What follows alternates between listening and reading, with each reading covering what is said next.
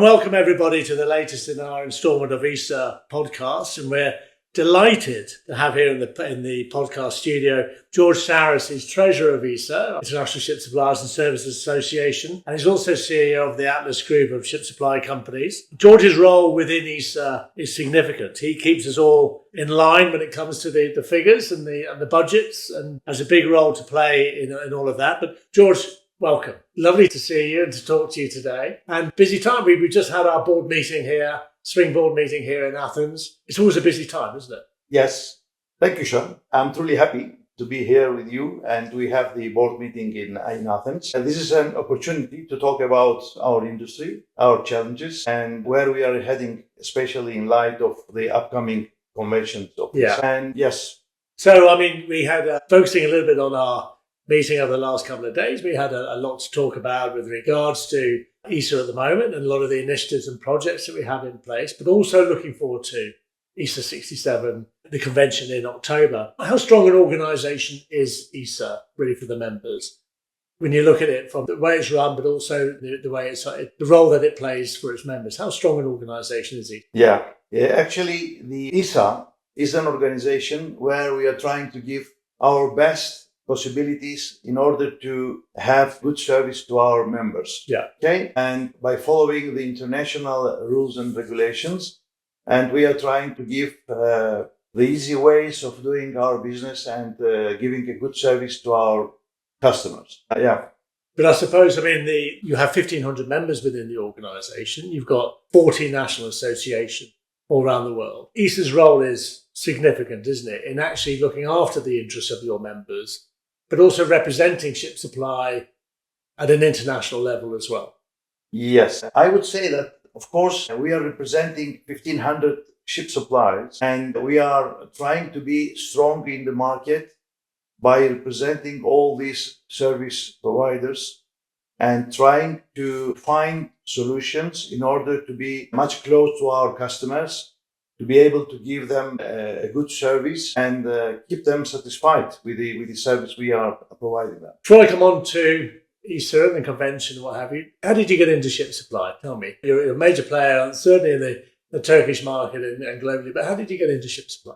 Yeah, I started my company in 1979, okay? And we are based in Istanbul. And later we established another company. We were dealing with valve trading business, where we have our head office in Istanbul. We cover whole ports of Turkey. We are in Singapore. We are in Holland. We are in Korea and China. So we are delivering our marine valves from these points to our customers. And since then, I'm one of the founder of TUSA, Turkish Ship Supplier Association. And I was the president for 10 years of the association. And now I represent Turkey in the board of ISSA, which is the International Ship Supplier and Services Association. So you sit on the assembly representing Turkey there? Yes, I'm representing Turkey, and I have the honor, of course, to be in the board and be the treasurer of our association. And TUSA has been a very, very vocal supporter of ISSA over the years. We've held convention in Turkey on a number of occasions. Yeah. Very supportive. Their members come to convention. How vibrant an organisation is TUSA? What sort of activities are you getting up to? You're looking after the interests of your members there in Turkey. In Turkey, we have about 38 to 40 members. Of course, Turkey, is a main supply port. We have possibilities to supply vessels through the passages which we have to Black Sea. We have the Dardanelles, we have Bosphorus, and we have a quite big number of ships passing up and down. So we have about, as I said, 40 companies serving the shipping industry in Turkey. We have the shipyards, and we have the other ports, the main ports, which is Izmir, Mersin, and the south port of Turkey. So we are trying to have good connections with the state organizations in order to simplify our services and to try to give the best solutions to our members in Turkey in order to have best results of service to our customers. Right. Yeah. And when you look at ship supply, it's changing, isn't it? The demands on ship suppliers are changing. Yes. Owners and the buyers are getting more demanding. And we'll come on to the meet the customer element in a minute, because I know that's a very, very important part of what ISSA's doing and the interface with your buyers. But how is the ship supply industry changing, George? How do you see it changing? And what role can suppliers play in that to meet the needs of, do they need to play in that to meet the needs of the change and the demands from the owner? Yeah, a lot of issues, of course. When we say the market is changing, there are a lot of expectations from us. For example, one of the biggest challenges today is some suppliers face severe cash flow problems because of the delayed payments or being denied access to vessels due to opaque port procedures. Yeah. ISSA is actively, by the way, engaging with the IMO and local authorities and raise awareness and push for fair treatment of our members. And payment discipline and access rights are fundamental to a healthy supply chain. Digitalization is something which is not optional anymore.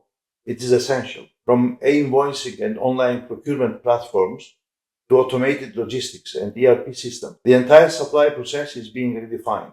So ISSA is helping members to navigate the transformation and encourage solutions that are not only efficient, but also secure and standardized. Yeah, the sector is changing because the demands are much more than what was in the past. Yeah. So there are a lot of expectations and demands from the supply sector. So from day to day, the business is going to be tough and tough. But as you say, when you've got elements like digitalization now able to help companies drive value to the bottom line, meet the needs of the customer, it's an exciting future ahead, but it's one that needs to be thought out, doesn't it, as far as the suppliers are concerned? Digitalization is very important, of course, because, being a service company, all the ship suppliers, they have, first of all, the possibility to decrease the number of the employees, which is very important nowadays. Yeah. So the expectation from the digitalization is to have much more time and to be much more efficient by giving the services. So the time is very important. When you have orders on the last moment, and you have your system approved very well, and you can see all the figures, all the numbers, all the stock points, everything. If you are able to follow by the digitalization, then you are an active company, an efficient company. And this service reflects to the customers, of course. Yeah, that's interesting. You put it into really good context in the sense that that's how digitalization will work. It's driving in efficiencies into the whole, because you're part of the supply chain, aren't you? Yeah. Coming on to things like decarbonisation, big issues in the market at the moment in the industry. Everybody's talking about it. We have got Green ISSA. ISSA is part of the IMEF working group on Scope 3, and a member of Green Marine. Your initiatives there. But how important an issue is sustainability in the environment? Yes, it's not just a ship owner's concern. The decarbonisation affects the entire supply chain. From how we package goods to how we deliver them, even the products we offer. ISSA is now working on sustainability guidelines and supporting suppliers to adopt, because we want to be part of the solution. So, of course, I have to mention that Singapore 67 will offer a great platform to share best practices on this topic. Yeah. And, of course, there are a lot of demands for all this sustainability system, let's say. And we, as association, we are trying to see how we strive how we can strive let's say, the target of our companies be in this concept. Yeah. I don't know if I could be I understand what you're saying. And it is about the companies, the industry having a mindset change as well, isn't it? Doing things in a different way. Yes. And I think that's quite important. But one of the key elements is collaboration. Yes. Collaboration between owners and buyers. And I want to bring you in to maybe ask you to talk a little bit about also the Meet the Customer initiative that we have at convention, which is very exciting. The Meet the Customer actually is the idea that ISSA, in order to give the opportunity to the members to meet their customers. Yeah. Okay. So because, it's not nowadays so easy to visit different customers from different countries. And of course, this is an expensive target, of course, especially for new companies, which they want to meet the customers, to meet the companies. So we are providing this opportunity to our members. And we are inviting our customers in our convention, and we give them the opportunity to our members to introduce their companies and their possibilities in the port or the country that they are serving. Just give the opportunity to them to introduce themselves.